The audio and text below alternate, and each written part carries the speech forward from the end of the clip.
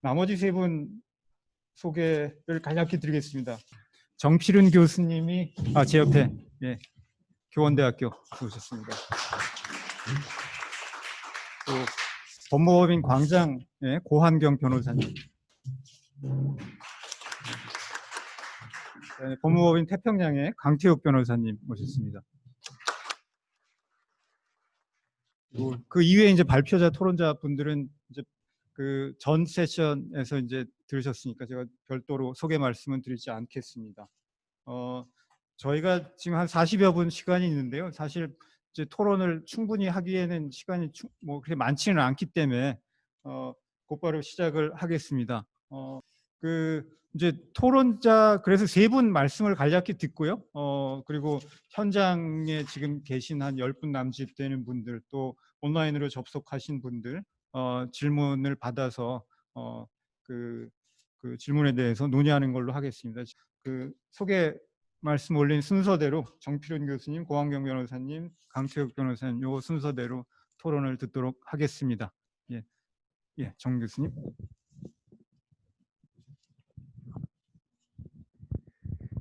안녕하세요. 방금 소개받은 한국교원대학교의 정필훈입니다. 저는 교원대학교에서 공법 그리고 법교육, 인권교육 뭐 이런 강의들을 하고 있습니다. 오늘 제가 말씀드릴 주제는 코비드-19 동선 공개를 헌법적인 관점에서 어떤 쟁점이 있고 또 어떻게 판단을 해야 되는지에 관해서입니다. 우리 그 자료집에 보면 49쪽부터 제가 51쪽부터 제가 말씀드리고 싶은 것을 실어 놓았습니다. 그래서 말씀드리고 싶은 걸 충분히 1차적으로 전달하기 좀 시간이 촉박할 것 같아서 먼저 쟁점하고 결론만 먼저 말씀드리고 그 논거에 대해서는 시간이 되는 대로 말씀드리도록 하겠습니다. 첫 번째는 감염병 예방법 34조의 2와 그다음에 시행규칙 27조의 4 그리고 법 76조의 2와 그다음에 시행령 32조의 2에 대해서 위헌이냐 뭐 이에 대한 판단을 잠시 좀 생각해 보고자 합니다. 결론적으로는 전 아직 잘 모르겠다. 뭐 이게 이제 결론인데요. 위헌적인 요소가 있는 것도 있고 그다음에 위헌적인 요소가 아직은 명확하지 않은 것도 있다. 이렇게 말씀을 드리려고 하고요. 그다음에 그 해결책으로는 설사 위헌적인 요소가 있다고 해도 위헌이라고 헌법재판소에서 판단하기보다는 그 변형 결정, 헌법 불합치라든지 한정합헌이라든지 이런 변형 결정을 통해서 효력을 지속시키면서 빨리 개정할 수 있는 기회를 부여해 주는 게 바람직하겠다. 뭐 이런 생각을 했습니다. 위헌이 아니라도 입법을 개정해야 될 필요도 있다. 뭐 이런 생각도 했습니다. 자세한 것에 대해서는 이미 발표자들께서 말씀을 해주셔서 저는 그냥 서머리 업하는 것만 하려고 합니다. 그리고 세 번째로는 국회에서 입법 차원의 문제가 아니라 집행 차원에서 좀 문제도 있고 개선할 점도 있다 이런 말씀도 드리고 싶습니다. 그리고 시간이 있다면 그 동선 공개뿐만 아니라 그 정보통신 기술을 활용해서 코비드-19에 대해서 대응하는 거에 대해서 종합적으로 좀 평가를 하고 어떤 노력을 해야 되는지 말씀을 드리고 싶었는데요. 그 부분은 그냥 자료집에 있는 걸로 대체하도록 하겠습니다. 그러면 먼저 동선 공개 근거에 대해서 아까 말씀드렸던 34조의 2를 비롯한 그 조문들을 좀 살펴봐 주셨으면 좋겠습니다. 그거 살펴보셨다는 전제하에 제가 좀 몇 가지 말씀드리고 싶은 것은 우선 동선 공개를 하는 목적이 뭐냐를 좀 명확히 해야 될 거다 이렇게 생각을 했습니다. 이와 관련해서 우리 법 감염병 예방법을 말합니다. 법 6조 2항에서는 국민은 감염병 발생 상황, 그다음에 감염병 예방 및 관리에 관한 정보와 대응 방법을 알 권리가 있고 이렇게 규정을 하고 있고요. 그다음에 국가와 지방자치단체는 신속하게 정보를 공개해야 된다 이렇게 규정하고 있습니다. 여기서 흔히 제안의 목적이 국민의 알 권리를 충족시키기 위해서 공개를 해야 되는 거다 이렇게 이제 많은 분들이 얘기하고 계시더라고요. 근데 이제 제가 말씀드리고 싶은 건 일반적으로 우리가 알 권리라고 하는 것은 표현의 자유의 전제가 되는 의미에서 알 권리를 의미합니다. 그런데 여기서 말하는 알 권리는 그런 표현의 자유의 전제가 되는 알 권리가 아니라 감염병 예방을 하기 위한 전제로서의 알 권리라는 점입니다. 그런 의미에서 표현의 자유의 알 권리라는 것이 되도록 많은 정보를 알아면 좋겠다라고 하는 원리가 적용된다면 여기에서의 알 권리라고 하는 것은 감염병을 예방하고 관리하기 위한 목적 범위 내에서만 알면 되는 것이지 그 이상의 것을 알 필요는 없고 오히려 그렇게 아는 것이 불필요한 사회적 논란을 유발하고 타인의 기본권을 침해할 수 있다는 것을 좀 더 명확히 해야 된다. 이렇게 생각을 합니다.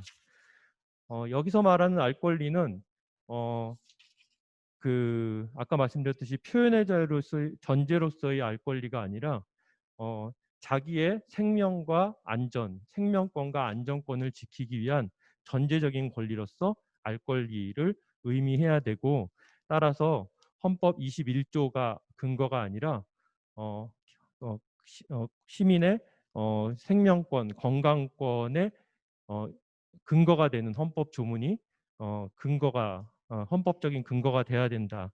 이렇게 말씀을 드릴 수 있겠습니다. 이 법에 의해서 제한되는 기본권은 뭐냐? 흔히 프라이버시라고 얘기하는데 프라이버시라고 얘기하는 것보다는 우리 헌법 어, 적 표현으로는 헌법재판소는 개인정보 자기결정권이라는 표현을 쓰고 있고요. 이 개인정보 자기결정권이라는 표현보다는 저는 오히려 개인정보권이라고 하는 표현을 쓰는 게 더 좋겠다 뭐 이렇게 생각을 하는데요. 그 이유는 개인정보 자기결정권이라고 하는 것이 자기가 어떤 의사를 결정하는 것만 강조한다면 현대에서 개인정보는 단순히 어, 어떤 자기결정의 그런 것만 내용으로 하는 것이 아니라 재산적인 측면도 있고 그 다음에 그 개인정보가 알려지면 생명이나 안전을 위협받는 경우도 있고 이렇기 때문에 종합적인 권리 측면이 있기 때문에 개인정보권이라는 표현을 쓰는 것이 좋다 이렇게 생각을 합니다. 이런 것이 이제 어, 단순히 그냥 용어의 표현상의 문제냐 그렇지는 않습니다.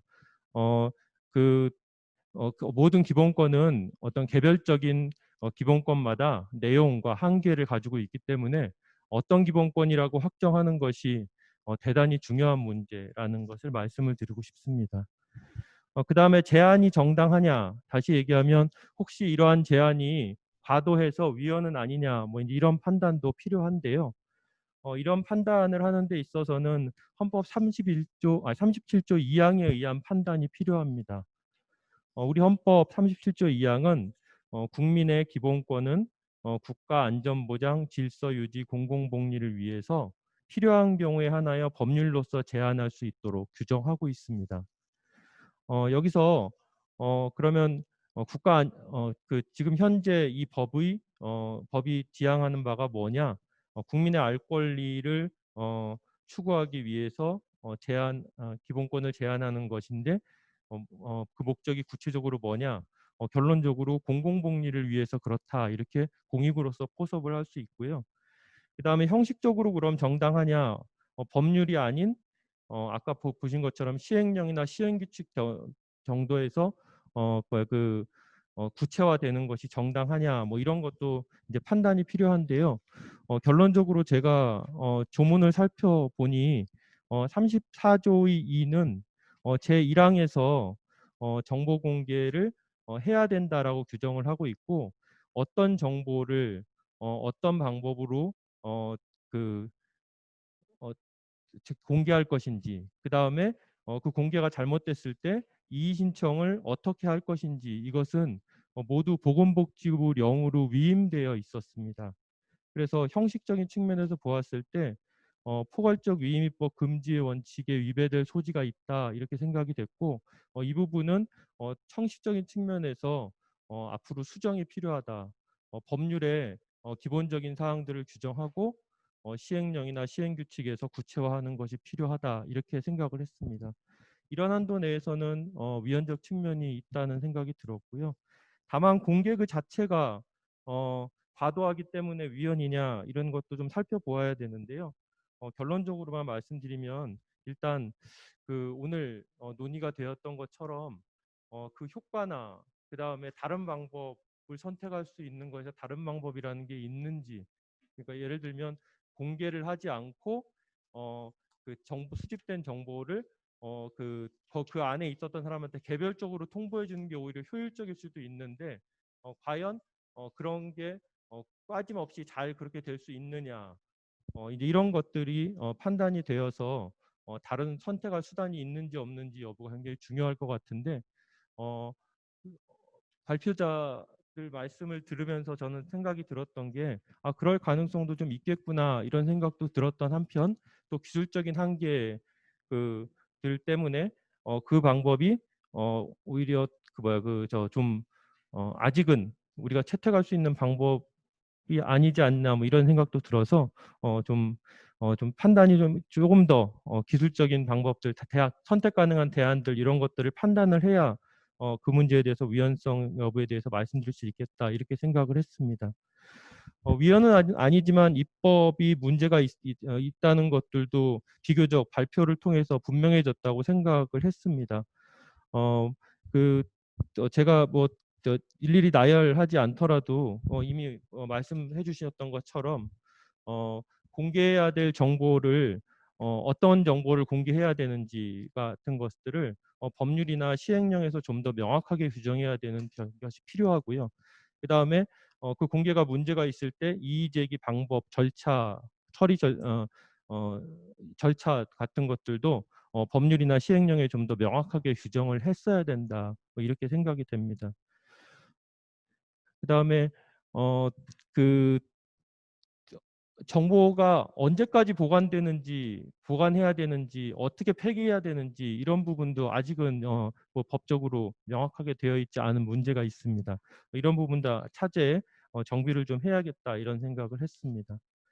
개인정보보호법 58조의 문제점은 다음에 말씀해 주시는 고학용 변호사님 자세하게 말씀을 해 주신 것으로 생각이 돼서 제가 더 이상 말씀드리지 않겠습니다. 집행 차원의 문제점과 개선 방안도 있는데요. 뭐 제일 중요한 것은 뭘 어떻게 공개해야 되는지를 좀 더 명확하게 할 필요가 있겠다, 이런 생각이 들었습니다. 현재도 가이드라인 형태로 되어 있다는 것은 이미 보신 바와 같은데요. 좀 더 그 법의 형태로 그렇게 만들어서 명확하게 제시하는 것, 좀 더 명확하게 제시하는 것이 필요하다. 좀 더 구체화해야 될 필요가 있다, 뭐 이렇게 생각이 됐고요. 그다음에 두 번째는 불필요한 정보의 공개 같은 집행상의 문제를 막기 위해서는 그런 것을 판단하고 그렇게 하는데 법 전문가의 그 참여가 필요하다는 생각이 듭니다. 그래서 외부보다는 내부적으로 현재 그 집행 당국 안에 법 전문가를 좀 보강할 필요도 있지 않을까, 뭐 이런 생각도 해봤습니다. 그 다른 말씀은 차차 드리기로 하고 제 말씀 마치겠습니다. 감사합니다. 예, 뭐 굉장히 많은 준비와 생각을 하신 것 같아가지고 뭐 처음 제가 드린 시간보다 좀 더 시간을 쓰시긴 하셨는데 제가 차마 끊진 못했습니다.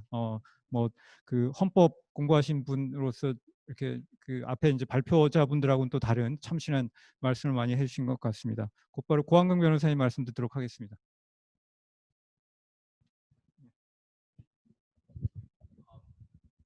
고한경 변호사입니다. 먼저 이 코로나 관련해서 지금 문제가 되고 있는 이슈에 대해서 새 발표자분들의 어떻게 보면 굉장히 잘 정리되고 통찰력이 있는 발표 내용들이 사실 토론을 준비하면서 상당히 인상이 깊었습니다. 그리고 개인적으로는 코로나 이제 팬데믹 상황이 장기화 이제 우려가 분명히 있는 상황인데 이런 것들이 뉴 노멀로 저희가 새로운 어떤 규범 체계를 마련해야 되는 어떤 이 촉발제가 되는 이슈가 아닐까 이런 생각을 좀 더 하게 됐습니다.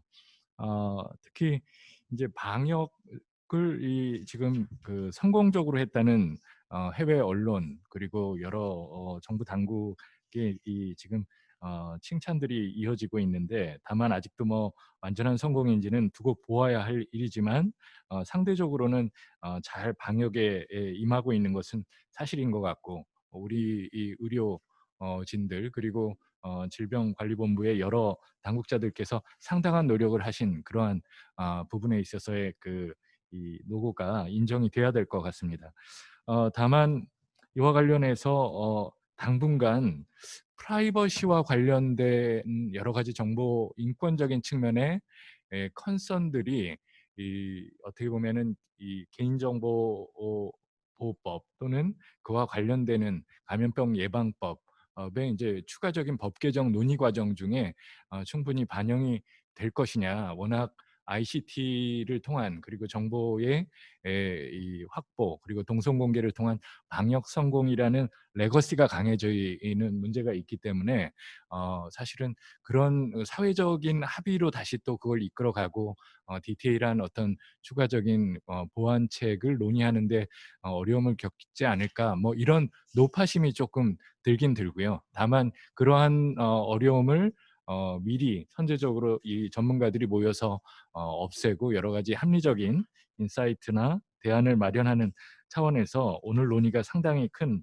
의미가 있다고 생각이 됩니다.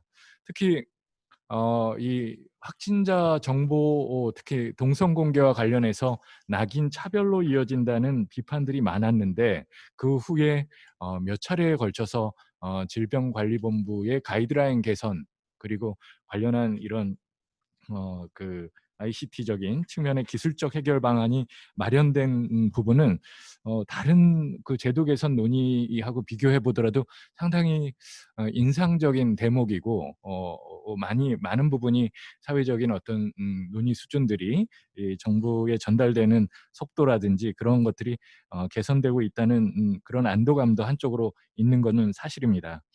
다만 이제 기존의 이 동선 공개 부분에 대해서 아까 정필은 교수님이 헌법적인 측면에서 상당히 이 좋은 검토를 해주셨는데 저는 이제 이 그 개인정보보호법 실무적인 관점에서 조금 지적해 볼 만한 부분이 있어서 몇 가지 말씀을 드리겠습니다. 이미 박상철 변호사님 발표 자료에도 잘 정리가 돼 있지만 이 지금 동선 공개의 법적 근거는 감염병 예방법 34조의 2입니다. 관련해서 상당히 이 광범위한 이 법적 근거를 가지고 있고요. 특히 보도자료 배포 등의 방법까지 언급이 돼서 신속한 공개를 하도록 의무 규정을 두고 있습니다. 이와 관련해서 그 공공기관의 정보 공개에 관한 법률이 일반법으로 법적 관계에서는 이 살펴볼 필요가 있다고 생각이 되는데요. 이 감염병 예방법 34조의 2가 공공기관 정보공개법의 특별법이기 때문입니다. 그리고 특히 공공기관의 정보 공개에 관한 법률 9조 1항 6호에서 개인정보와 관련돼 있는 특히 이 성명, 이 정보 공개 시 성명, 주민번호 등 개인에 관한 사항으로서 공개될 경우 사생활의 비밀 또는 자유를 침해할 우려가 있다고 인정하는 정보는 비식별, 비공개의 대상 정보라고 명시해서 규정을 하고 있습니다.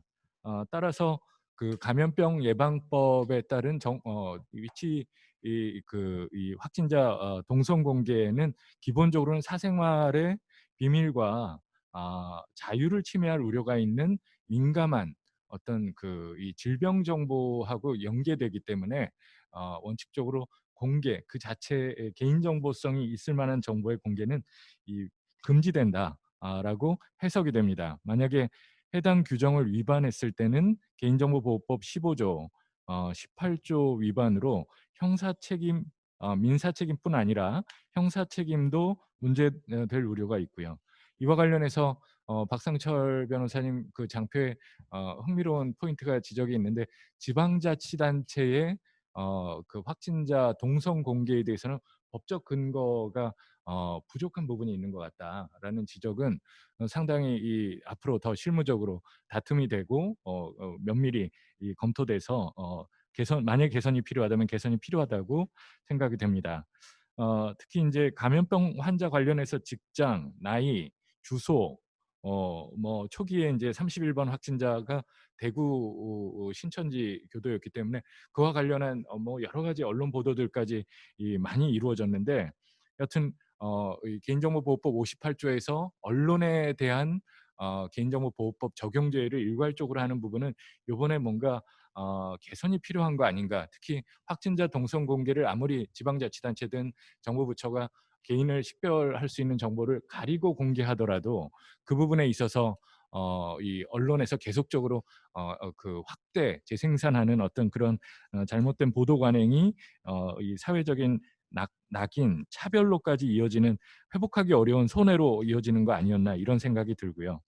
더 나아가서 공개라는 것은 개인정보보호법상의 처리에 정의되어 있긴 한데 처리 하나로 언급은 되어 있는데 별도 정의 조항이 없습니다. 그래서 제3자 제공과 유사하게 생각을 하고 그 정도 수준의 비식별 처리를 했던 거 아닌가라는 생각이 드는데 저는 공개는 불특정 다수에 대해서 공개하는 것이기 때문에 불특정 다수 가운데 그 공개된 정보 아무리 비식별 처리를 안전하게 했다고 주장하더라도 다른 정보를 입수해서 쉽게 결합할 수 있는 능력을 가지고 있는 능력자들이 많이 있으세요. 그래서 그런 부분에 있어서 공개에 대한 기준은 비식별 처리와 관련된 가이드라인 많이 개선은 됐지만 좀 더 보수적이고 엄격한 가이드라인을 마련하는 것이 필요할 것 같습니다. 특히 개정 데이터 3법이 8월 5일 이후에 시행될 예정인데 익명 처리 가이드라인 등을 검토하고 그에 따라서 확진자의 동선 공개 시 유의할 사항들이 더 있는지 검토하는 것도 하나의 방법인 것 같습니다. 특히 아까도 말씀을 드렸지만 민감 정보에 대한 공개는 각별히 유의할 필요가 있다고 생각이 들고요. 특히 이 확진자의 동선 공개는 이 불특정 다수가 모르더라도 그 시점에 이 감염된 특정 집단 속에서는 금방 식별이 될 수 있기 때문에 비식별 처리에 다시 한번 만전을 기해야 하고 특히 이 인사상의 불이익으로까지 이어지는 사례들이 늘고 있기 때문에요. 그 부분에 대한 이 여러 가지 불필요한 동선 공개 이슈는 다시 한번 개선이 필요할 걸로 생각이 됩니다. 특히 이 당국 입장에서도 감염병 환자의 동선 공개는 국민의 경각심을 높이고 자발적인 재택이나 사회적 거리두기를 실천하도록 할 목적 정도로만 되어야 할 것이고요. 아까 정필훈 교수님이 적절하게 잘 지적해 주셨지만 알 권리가 표현의 자유의 전제로 지금 이 규정이 이제 규정하고 있는 것이 아니고 결국 방역에 필요한 국민의 생명권, 재산권 보호 차원에서 이루어지는 것이기 때문에 최소 침해, 비례 원칙에 따른 최소 수집 처리 원칙이 엄격하게 준수되어야 할 것이기 때문에 법률의 추가적인 개정이 반드시 필요할 것으로 생각하고 있습니다. 이상입니다.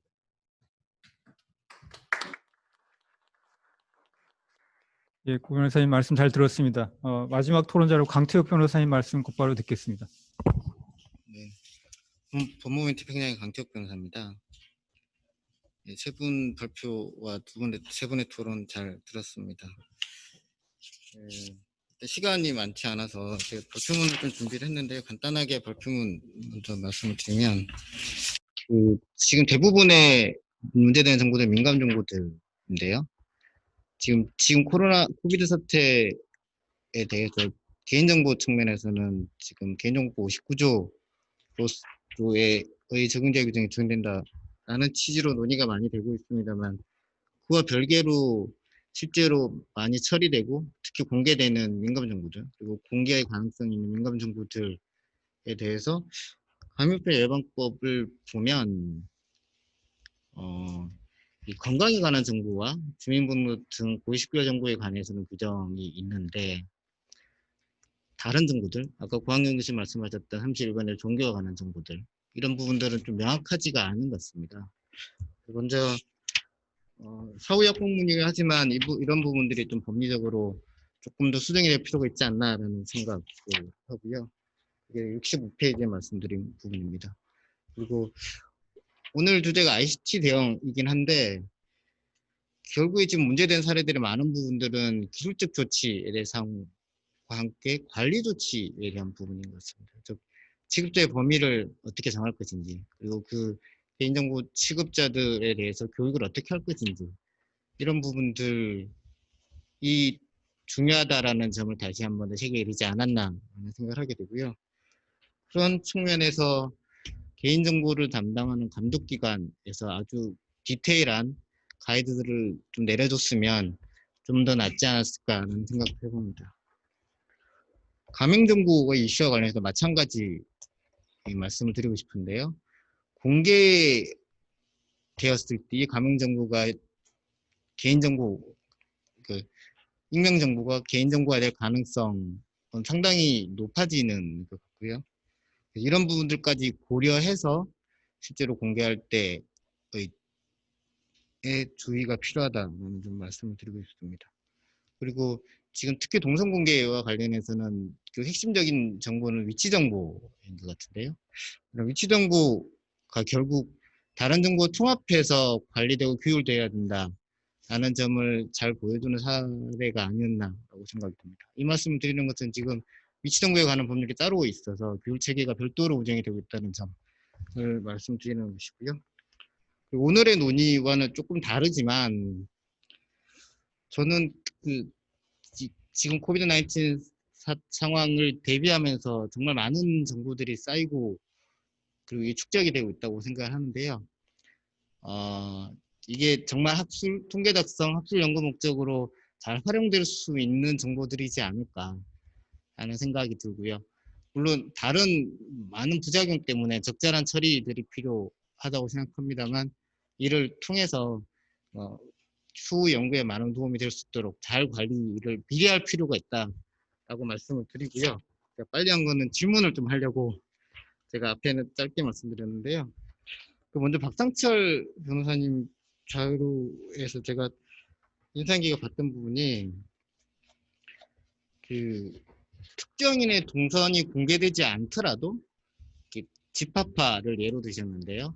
애그리게이션을 통해서 실제로 그 동선 공개 목적에 준하는 효과를 달성할 수 있다라는 취지의 설명을 해주셨고 그 부분이 전 인상적이었다고 생각합니다. 그래서 그런 방식에 대해서 박상철 변호사님의 설명을 조금 더 들어보고 싶고요. 그다음에 마지막에 발표해 주셨던 최홍주 교수님 발표와 관련해서 자가격리 부분에 대한 말씀을 해주셨는데요. 자가격리는 지금 써주신 내용과 오늘 발표 내용만 보면 자가격리는 불필요한 것 같다. 그리고 최후의 방편이어야 된다라고 말씀을 해주셨는데요. 사실 통상적으로 저희 생각해 보면 자가격리가 필요한 거 아니냐 다들 이렇게 생각을 해왔던 것 같은데 이 부분에 대해서 교수님의 설명을 조금 더 들어보고 싶은 이런 생각이 좀 있습니다. 네, 이상으로 토론 마치도록 하겠습니다.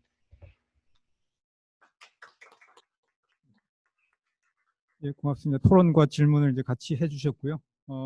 지금 뭐 시간이 썩 많지 않아서 질문을 몇 개 받은 다음에 발표자 이제 세 분께 각각 이제 답을 할 수 있는 시간을 몇 분씩 드리는 뭐 그런 방식으로 진행을 하겠습니다. 예. 스트리밍이 안 된 것 같아서 간략하게 요약을 해서 제가 말씀을 드리면 봉욱 변호사님 질문을 해주셨는데요.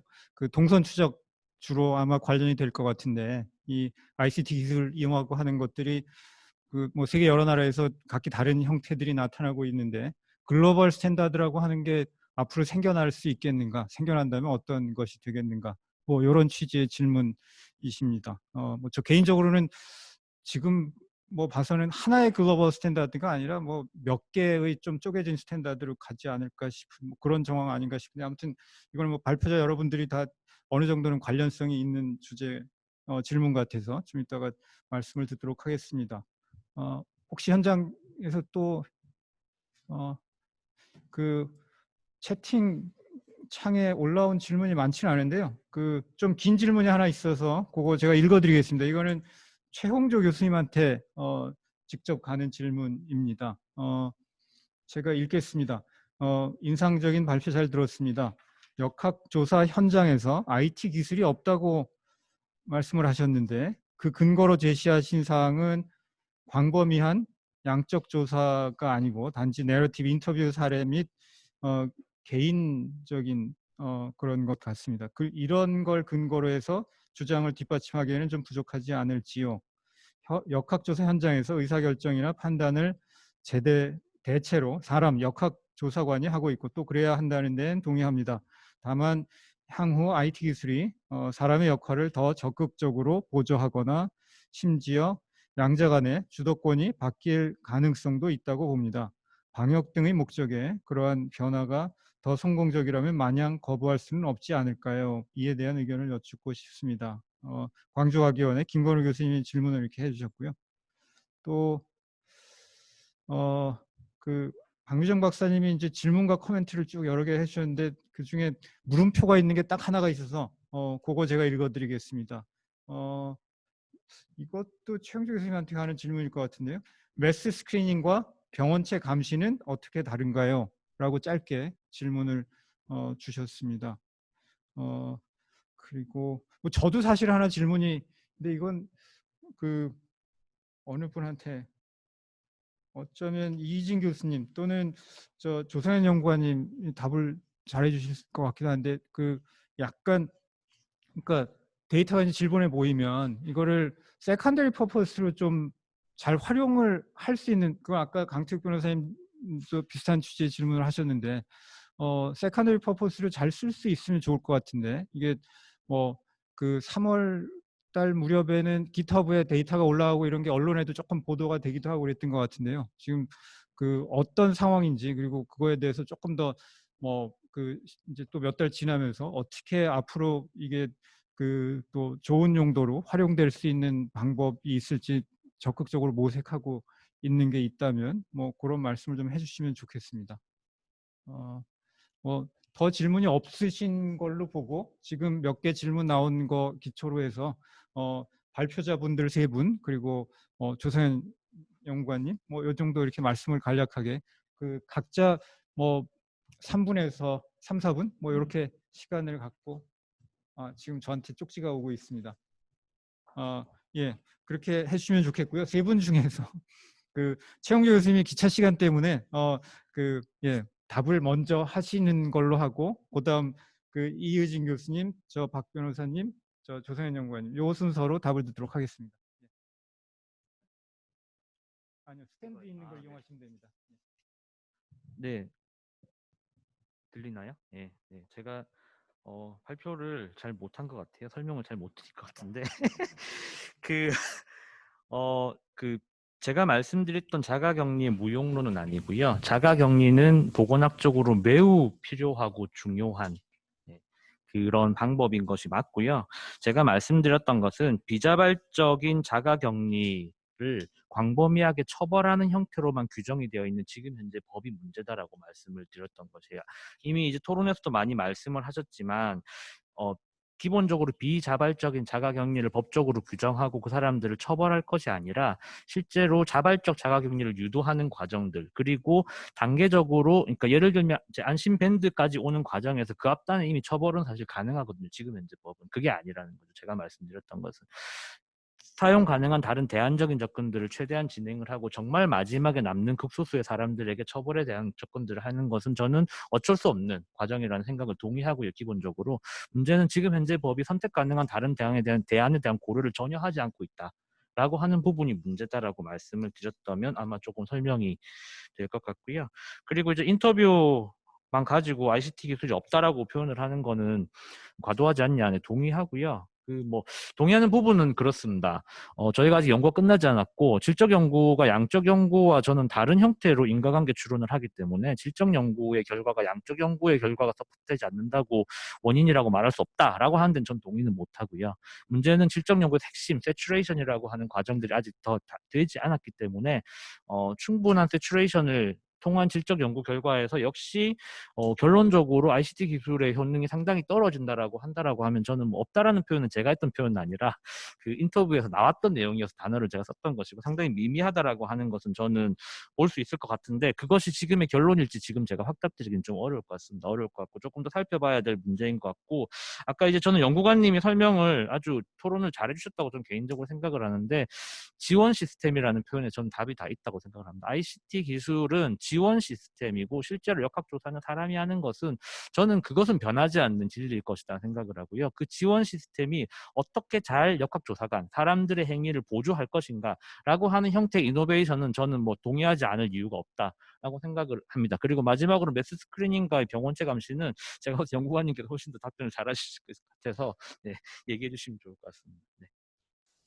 저는 이제 좀 어떻게 하면은 이제 그 ICT 시스템 동선 정보 공개 관련해서 어떻게 하면 이제 동선 공개할 때 이제 불필요한 정보를 좀 최소화하고 아까 또 박 변호사께서 이제 뭐 애그리게이션한 이런 말씀도 많이 해주셔서 어떻게 하면 저는 이제 개인적으로 이제 관련된 연구도 좀 하면서 느꼈던 건 이제 실제적으로 필드에서 사용할 수 있는 뭔가 좀 구체적인 가이드라인 것들이 잘 만들어졌으면 좋겠다라고 생각을 했습니다. 그래서 어떻게 보면 이제 과거에 많이 쌓였던 그런 자료들을 잘 활용을 해서 어떤 잘못된 사례라든지 이런 것들을 좀 구체적으로 잘 만들어서 그런 세부적인 지침을 좀 잘 만들었으면 좋겠다 하는 거고요.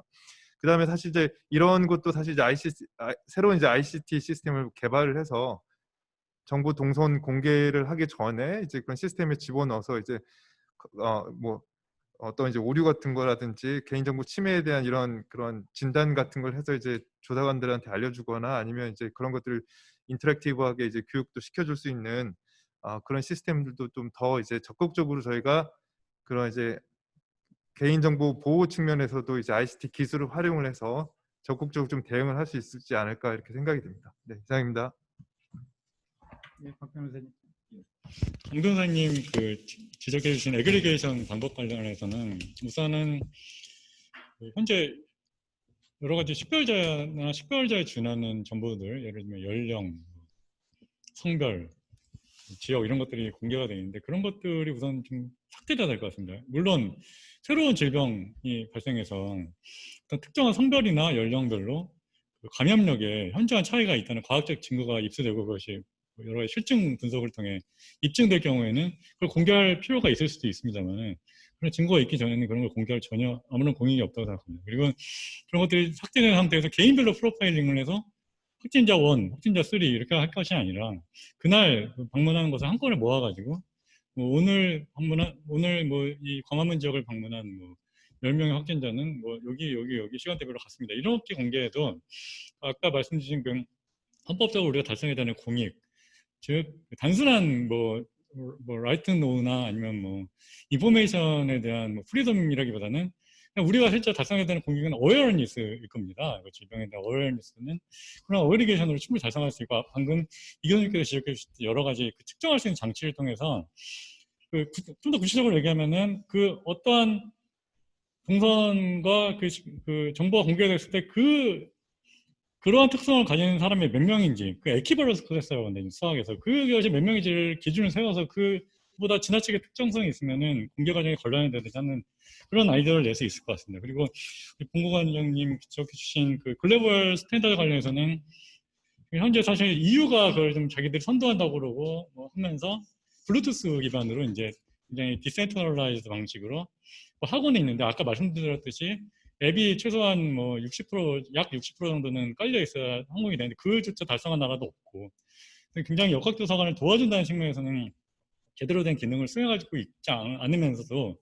괜히 좀 더 강하게 하고 있는 한국이나 이스라엘 이런 나라만 굉장히 민주주의 국가답지 않은 행보를 보이겠다는 식으로 비판을 하고 있는데 오히려 이런 상황에서 EU가 주도하는 이런 문제점을 우리도 좀 적극적으로 지적하고 과연 그 양자, 그러니까 블루투스 같이 개인정보를 많이 보호하지만 별로 효능이 없는 그런 것과 우리와 같이 좀 굉장히 효과적인데 뭐 이런 여러 가지 보완할 수 있는 여지가 있는 제도를 어떻게 합의를 할지 뭐 아니면 뭐 여러 가지를 단순히 선택적으로 할 것이 아니라 믹스했을 때 어떤 효용이 발생하는지 이런 것들을 다양한 시뮬레이션과 그다음에 추적된 데이터를 통한 실제 분석을 통해서 합의를 이루어져야 될 것 같고 현재 같이 EU가 효과도 별로 없는 그런 기술을 내세우면서 우리 일방적으로 공격하는 식의 논의는 좀 우리 스스로 많이 극복하고 지향하고 우리도 적극적으로 홍보를 통해서 좀 이렇게 싸워 나가야 되는 그런 부분이 있는 것 같습니다. 이상입니다. 예, 조성현 연구관님. 네, 제게 질문이 있으셨던 부분은 아마도 그 데이터가 굉장히 많이 쌓여갈 거고 어떻게 보면 역학조사의 지원의 목적으로만 지금 현재 활용되고 굉장히 제한적으로 활용되는 부분이 분명히 있다라는 거는 제가 말씀을 드리겠습니다. 근데 그럼에도 불구하고 어디서도 쌓을 수 없는 굉장히 밸류블한 데이터들은 굉장히 많이 쌓여가고 있습니다. 근데 이제 저희가 국민신문고나 이 정부 입장은 이런 정보 공개 요청을 받습니다. 청구를 또 받게 되고, 근데 실질적으로 제가 한두 달 전쯤에 이러한 그 확진자의 동선에 대한 부분을 개인정보를 빼고 로 데이터까지 다 제공이 가능하겠냐라고 한 그 요청이 있었습니다. 근데 요청에 저희가 답을 달았던 사항은 어떻게 달았냐면 기본적으로 현재 지금 저희가 말씀드릴 수 있는 거는 굉장히 역학조사 지원 시스템에 쌓여가는 데이터에 대한 부분은 많고 이제 앞으로 중요한 정보라는 건 인식은 하고 있다. 하나, 지금 현재 현안 대응에 초점을 맞추고 진행을 하고 있으며 이 부분에 대해서 사회적 함의가 실질적으로 세컨더리 유즈에 관련된 퍼포스에 관련된 내용들에 대해서 좀 어떤 그 컨센서스가 이루어지고 어떤 형식으로 그 개인 정보를 예를 들어서 그 정보는 굉장히 디테일한 정보가 담기게 되거든요. 근데 그런 정보들을 어떻게 익명화 혹은 아니면 가명화하는 부분에 대해서 기술적으로 접근 가능한 방법이 현재는 그거를 고민할 여지가 없습니다라고 말씀을 드렸습니다. 결론적으로는 아직은 드릴 수 있는 상황이 아닙니다라고 말씀드렸는데 저희도 지금 생각을 하고 있고 해당되는 그런 내용이 결국에는 공간 역학이라는 개념을 누군가는 쓰시더라고요. 굉장히 이렇게 모여질 수 있고 감염원을 추후에 역학조사에 어디를 먼저 들어가야 되고 어디가 핫스팟이었고 이런 부분들에 대한 통계적 분석과 그 다음에 역학적 분석이 충분히 가능한 정보를 다량 확보하고 있으니 이 부분에 대해서는 연구적 활용 가치가 높다라는 데는 저희도 질병관리본부도 인식을 같이 하고 있다라고 말씀드릴 수 있고 그 부분에 대한 기술적 난제, 그 다음에 사회적 함의가 이루어진 이후에 그리고 또 현재적으로 현안에 대한 계속해서 데이터는 쌓여가고 있기 때문에 그런 부분들에 대해서 좀 결정이 된 이후에 좀 공개하는 부분에 대해서는 추후에 논의가 되어야 되지 않을까라고 판단을 하고 있는 거로 알고 있습니다. 예, 고맙습니다. 지금 막 답변을 해주신 거는 뭐 아마 여기 참석하신 분들이 대부분 데이터 3법에 대해서 어느 정도 다 알고 있는 분들이라고 생각을 하는데요. 데이터 3법이 이제 8월 초에 이제 실제 집행이 되기 시작하는데 거기 가명 처리를 해서 과학적 연구 목적으로 쓸 수 있는 조항이 있습니다. 그래서 데이터 3법이 실제로 발효되기 시작을 하면 그 조항을 굉장히 적극 활용할 수 있는 되게 유용한 케이스가 될 수 있을 것 같고 되면 좋겠다. 뭐 이런 생각을 제가 지금 막 했습니다. 뭐 시간이 이미 늦었는데 질문이 뒤늦게 와가지고 요 질문을 읽어드리고 마무리하는 걸로 답을 할 수 있는 시간은 안 될 것 같고요. 뒤늦게 질문이 2개가 올라왔는데 하나의 질문은 그 동선에 대해서 뭐 확진자 또는 의심자가 이제 진실을 말하지 않을 가능성에 대해서 박상철 변호사님 또 역학조사관님 입장이 좀 다른 것 같이 보이는데 뭐 이런 말씀을 듣고 싶다. 뭐 그런 취지의 질문이 하나 있었고요. 지금 좀 뭐 한 2, 3분 전에 올라온 질문 같은데 박 변호사님 제안처럼 동선 정보를 애그리게이션해서 쓰는 거는 사생활 보호를 위해서 좋은 대안으로 생각됩니다. 그런데 정부가 굳이 확진자의 번호를 붙이는 사실 이게 가명 처리의 한 형태죠. 아무튼 그렇게 공개하는 것은 개개인이 확진자가 될 경우 프라이버시가 공개될 수 있으니 평소 감염 안 되도록 해서 행동하라라고 하는 디터런스 의도가 사실은 있는 거 아니냐, 그렇게 그래서 의도적으로 그렇게 한 거는 아닐까요?라고 뭐 이원복 교수님 이게 물음표가 있지만 코멘트 같습니다. 그래서 뭐 그 오늘 사실은 굉장히 컴팩트하게 진행을 했고요. 이 영역을 들여다보시지 않던 분한테는 약간 버거운 좀 그 댄스한 내용이었던 것 같습니다. 근데 뭐 거꾸로 얘기하면 짧은 시간에 되게 많은 내용을 커버한 것 같고요. 앞으로 이게 지금 현재 진행형이고 또 언제 정리가 될지 사실은 알 수 없는 상황이라서 오늘 얘기한 것들이 앞으로 또 뭔가 개선책 뭐 이런 것들 고민할 때 굉장히 유용한 그 자료가 될 것 같습니다. 오늘 그 끝까지 참여해 주신 발표자, 토론자, 또 현장에 계셨던 분들, 또 온라인으로 접속하신 모든 분들 감사드리고요. 그리고 채팅창에 보면 오늘 행사의 자료집 그 URL 있습니다. 뭐 혹시 보지 못하신 분들은 그 URL 찾아가시면 자료집 있으니까 보시도록 하고요. 오늘 이렇게 해서 행사 마치도록 하겠습니다. 예, 끝까지 나와주신 모든 분들 감사드립니다. 고맙습니다.